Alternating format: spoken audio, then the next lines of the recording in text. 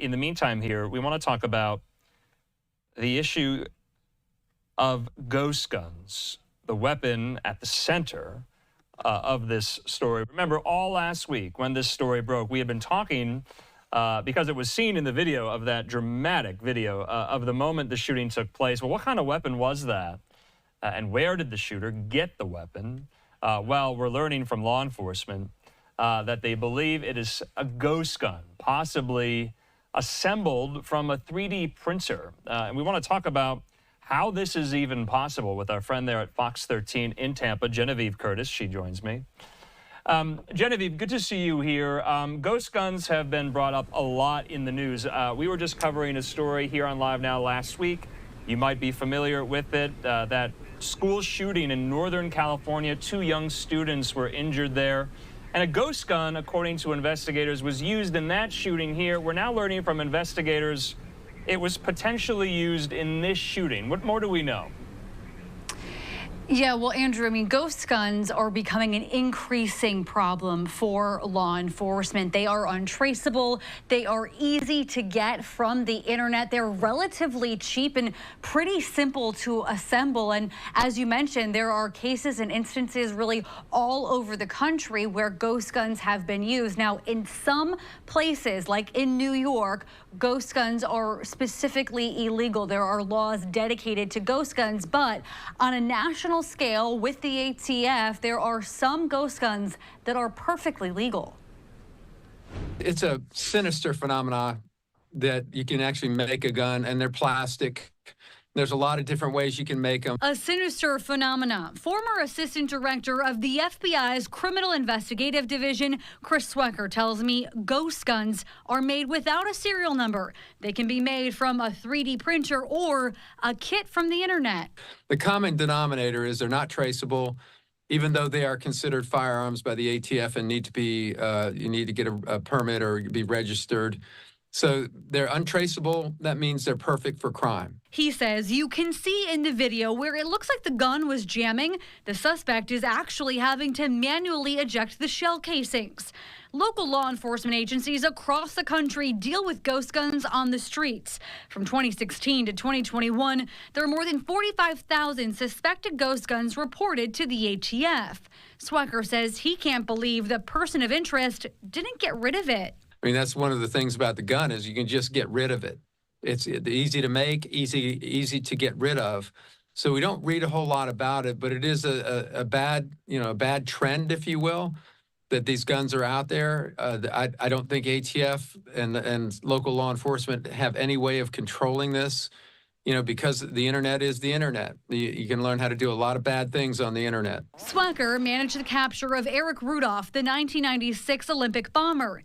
He says it will be interesting to understand the shooter in this case's ideology. Right now, Swecker says he appears to be an anarchist, anti-capitalist, and anti-corporation. And if he is motivated by an ideology, that could shape whether there are federal charges brought. We'll see if it emerges that that is indeed his driving force here. If it's something personal, that's different. But if it's an ideology driving it and it's to make social change with violence or make his point with violence, then that is the pure definition of domestic terrorism. And now I also asked Swecker if it turns out that the murder was motivated by these greater ideologies, if that then opens the door for copycats. And he says it definitely does. And it also begs the question whether he acted alone and whether the suspect in this case may have had help with people who shared that ideology. Andrew?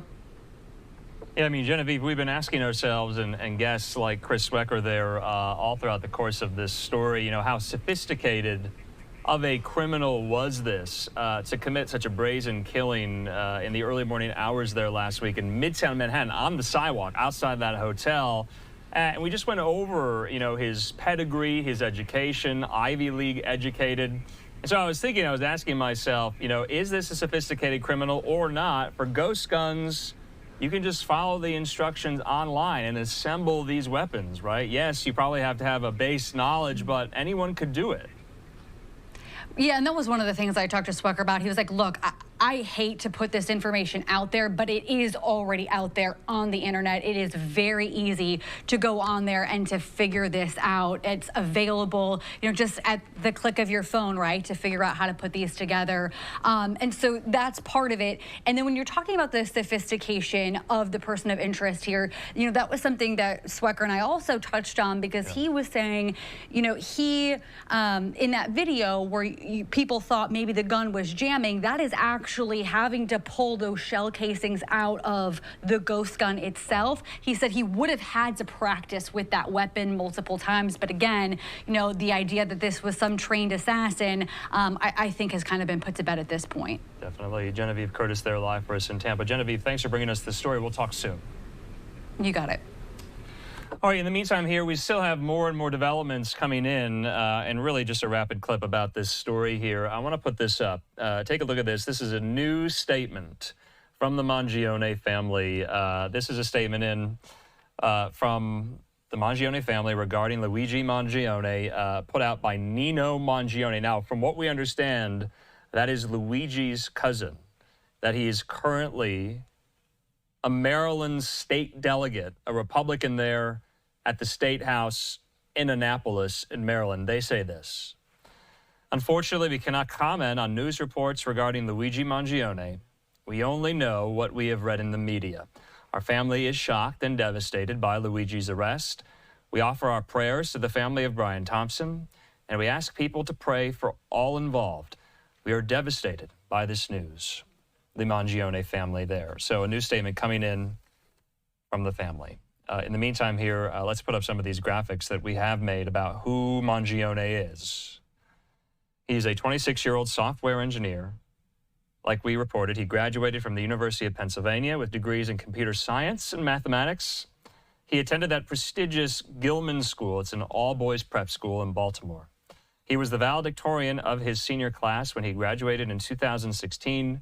He's from a very prominent, wealthy family in Baltimore with ties to real estate and healthcare. So remember, investigators also recovered this. They didn't just recover the weapon that was used. Remember, he had the weapon on his person. That his fake ID photo was released by Altoona police. Investigators say it's the same ID he used during his hostel stay there on the Upper West Side in New York City.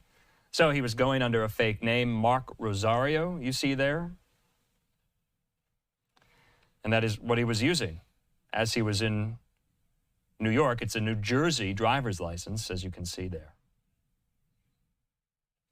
So wanted to make sure we covered this story from all angles. It's something we're going to continue to do at the top of the next hour. You'll also hear from Pennsylvania state officials. You'll also hear from Mayor Eric Adams of New York City and the new NYPD Commissioner Jessica Tisch, announcing some of these details today at a briefing this morning. But we got to get to more of these top headlines today. We really want to dive into all that transpired in the Middle East over the weekend, including and especially in Syria. The Assad regime is no more. Well, what happens next? And who's in charge in Damascus? We'll see you in 2 minutes.